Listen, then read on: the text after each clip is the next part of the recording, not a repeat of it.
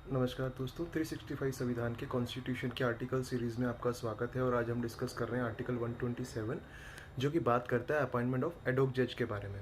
अब क्या होता है ना, अगर किसी भी XYZ रीज़न की वजह से अगर हमारे जो सुप्रीम कोर्ट में अगर कोरम ऑफ द जज अगर अवेलेबल नहीं है, तो उसके लिए अगर सेशन अवेलेबल नहीं हो पा रहे हैं, तो उस केस में क्या करते हैं हमारे चीफ जस्टिस ऑफ इंडिया किसी भी हाई कोर्ट के जज को अपॉइंट करते हैं एज अ जज in Supreme Court with the consent of president.